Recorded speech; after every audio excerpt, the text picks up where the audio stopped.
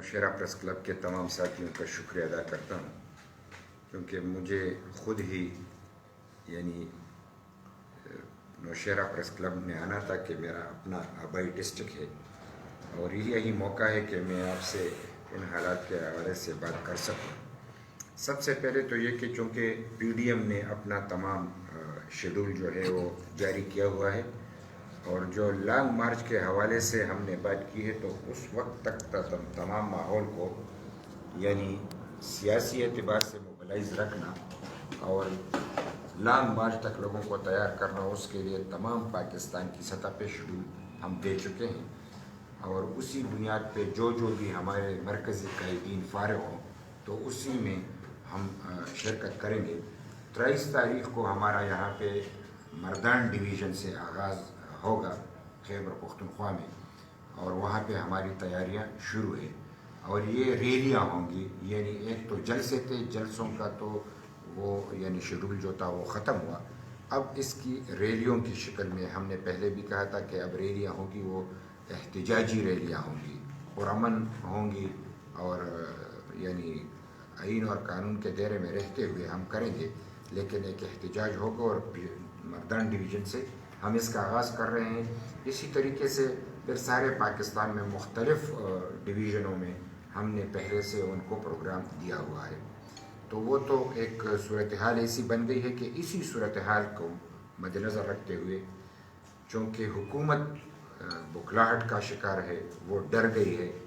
اور انہوں نے ایک عجیب شوشہ چھوڑ دیا، چونکہ ان کا یہ خیال تھا کہ پی ڈی ایم نے جو احتجاج کی لانگ مارچ کا اعلان کیا ہے تو وہ سینٹ کے الیکشن کے حوالے سے ہے، تو کہیں ایسا نہ ہو کہ سینٹ کے الیکشن سے قبل ہماری حکومت ختم ہو جائے۔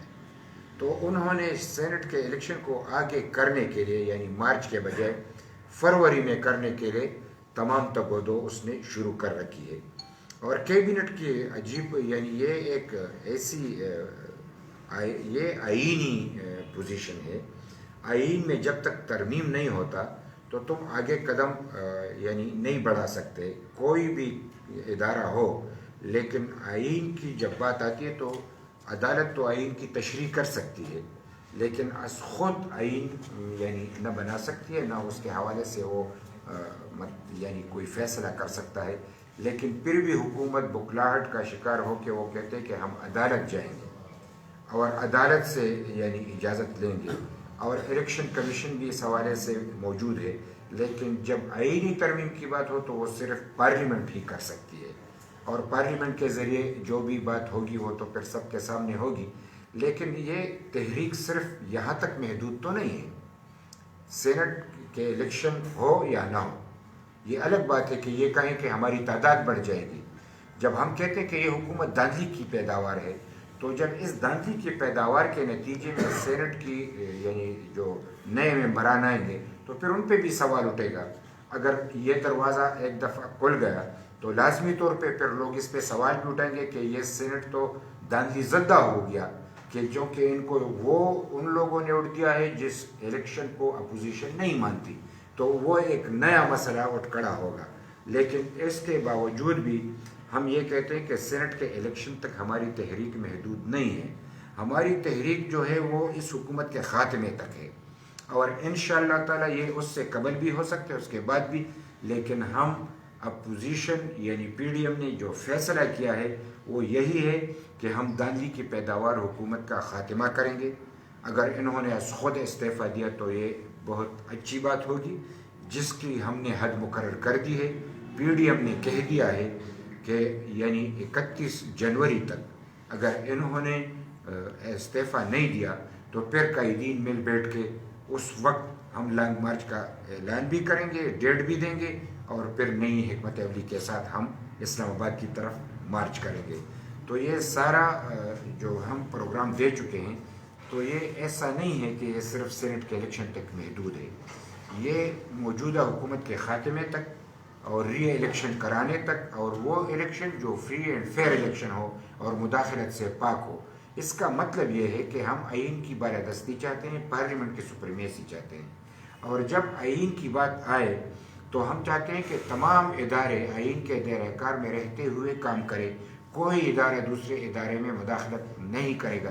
جب یہ بات طے ہو جائے اور اس حوالے سے شفاف الیکشن ہو، یہی مسئلے کا حل ہے. اور جو بھی جیتے ان کے حوالے کیا جائے.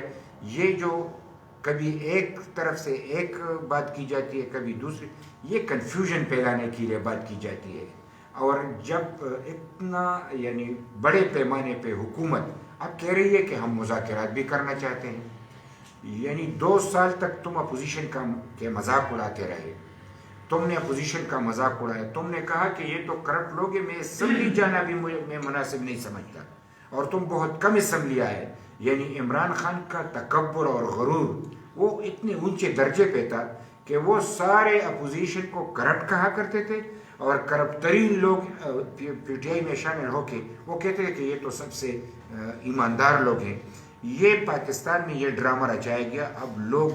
بالکل آخری حد کو چھو رہے ہیں. یعنی مہنگائی اتنی بڑھ گئی ہے، لوگ ان کے جھوٹ سے اتنے تنگ آ گئے ہیں، اور